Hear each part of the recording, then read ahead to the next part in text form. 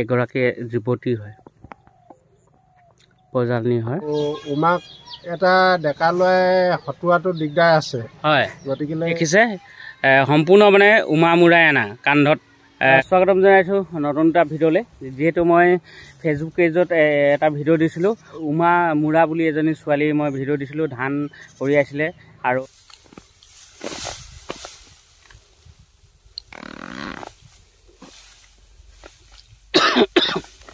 এই ভিডিঅ'টো ফেচবুক পেজত দিছিলোঁ, আৰু ফেচবুক পেজত পাই পিনে সাংবাদিক ককাইদেউসকল আহিলে। আৰু এতিয়া সদৌ অসম পাঞ্জা ক্ৰীড়া সন্থাই উমামূৰাক সুন্দৰকৈ খেলাব আৰু প্ৰশিক্ষণ দিয়া ব্যৱস্থা লোৱাৰ কথা কৈছে, আৰু ধন্যবাদ জনাইছোঁ। ইতিমধ্যে জনাইছে সাংবাদিক ককাইদেউসকলে অসম ক্ৰীড়া পাঞ্জা সন্থাই উমামূৰাক সম্পূৰ্ণ দায়িত্ব লৈছে বুলি। তাকে জনাব আহিছোঁ ঘৰখনত, যিহেতু ভাল খবৰ আহিছে। আমাৰ নিচিনা ভিতৰুৱা অঞ্চলৰ গাঁও অঞ্চলত এনেকুৱা এটা খবৰ আহিলে খুব ভাল লাগে মানে, তাকে খবৰটো দিব আহিছোঁ। এতিয়া মই পাই গ'লোহি উমামূৰাৰ ঘৰটো। আপোনালোকক উমামূৰাৰ মানে ঘৰটো দেখাম আপোনালোকক। আপোনালোকে দেখিছে এই যিমানবিলাক ডাঙৰি দেখিছে, সম্পূৰ্ণ মানে উমামূৰাই আনা কান্ধত ভিয়া লৈ পিনে আনিছে। আচৰিত চাওকচোন, কিমান ভাৰ হ'ব আপোনালোকে হিচাপ কৰিব নোৱাৰিব। আপোনালোকক দেখাম ঘৰখন চাওক, ঘৰখন চাওক, উমামূৰাৰ ঘৰখন নিচেই মানে অকণমান আৰ্থিক হিচাপে দুৰ্বল ঘৰখন আপোনালোকক দেখাইছোঁ। ফটো শুনি কেনেকুৱা লাগিছে আপোনাৰ? ভালে লাগিছে। তামোলক্ষেত্ৰ অঞ্চলৰ আমাৰ নিচিনা ভিতৰুৱা অঞ্চলত এই অঞ্চলটোত মানে এনেকুৱা ধৰণৰ খেলুৱৈ ওলোৱা নাই। যিহেতু মোৰ মানে আজিৰ দিনটোত খুব ভাল লাগিছে যে মোক কিবা এটা কৰিব পাৰিছোঁ। হয় হয়, আপুনি কি ক'ব? নাই, ভাল লাগিছে খবৰটো শুনি যে আমাৰ ইয়াতো তেনেকুৱা মানে প্ৰতিভাৱান ছোৱালী লুকাই আছিলে। তোমাৰ ভিডিঅ'ৰ জৰিয়তে তাই আগবাঢ়ি যাবৰ কাৰণে সুবিধা পাইছে, আমি ভাল পাইছোঁ। এফালে হ'লে যতীন ককাইদেউ, কি ক'ব আপুনি? নমস্কাৰ। মই প্ৰথমতে আমাৰ হেমন্ত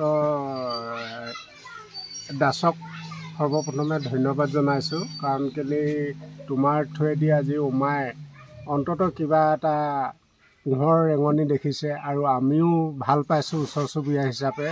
কাৰণ তাইৰ যিখিনি প্ৰতিভা আছে, এই প্ৰতিভাখিনি লুকাই আছিলে। গতিকে আজিৰ পৰা আমি আশা কৰিছোঁ যে তোমাৰ জৰিয়তে সেই প্ৰতিভাবিলাক বিকাশ হওক, আৰু বিকাশৰ কাৰণে এখন মঞ্চ পাইছে, তাৰ কাৰণে অশেষ ধন্যবাদ জনাইছোঁ। আৰু আপোনালোকে জানেনে এইটো অসম ক্ৰীড়া পাঞ্জা সন্থাই মানে দায়িত্ব লৈছে, আপুনি জানে? এইটো শুনিলোঁ অলপ আগতে, খুব ভাল পাইছোঁ।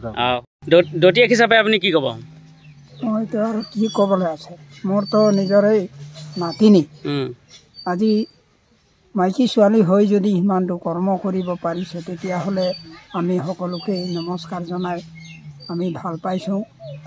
ঘৰৰ ল'ৰা ছোৱালী আগবাঢ়িব বুলি আমি ভাল পাইছোঁ, আৰু মা দেউতাও অলপ সুখী থাকিব। ল'ৰা ছোৱালী তাতকৈ সৰু সৰু ভাই ভনী আছে, সেইকেইটাও অলপ সুখী আনন্দই আহিব বুলি আপোনালোকক নমস্কাৰ জনাইছোঁ।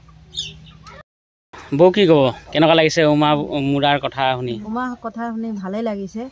ইয়াতে ইমান দিন লুকাই আছিলে এইবিলাক মানে হেৰি হৈ কেনে, আজি সি এতিয়া ছোৱালী মানুহ হৈ কেনে ধান কঢ়িয়াব পাৰিছে, ইমান ধুনীয়াকৈ পাঞ্জা খেলিব পাৰিছে, আকৌ কাবাডীও খেলে বুলি শুনিছোঁ, কিন্তু মানে দেখা নাই। স্কুলতে চবেই কয় খেলে ভালকৈ। সেইবিলাকে ভালকৈ আগবাঢ়ি যোৱাটোহে আমি বিচাৰোঁ। যে ঘৰ অৱস্থাটোতো বৰ ভাল নহয়, তথাপিও যদি চবেই ছাপোৰ্ট কৰে তেতিয়াহ'লে আগবাঢ়ি যাব বুলি আশা কৰোঁ। আৰু আজি শুনি কেনেকুৱা লাগিছে খবৰটো শুনি? ভাল লাগিছে আৰু হয়, অকণমান আৱেগিক হৈ গৈছে নেকি খবৰটো শুনি? দুখ লাগি গৈছে নেকি? নমস্কাৰ, মোৰ নাম ৰহস্য কৰ্মী।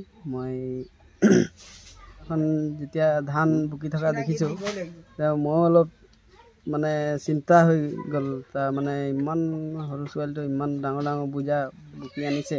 যি মানে খেলৰ সুবিধা পাইছে, আপুনি কি ক'ব?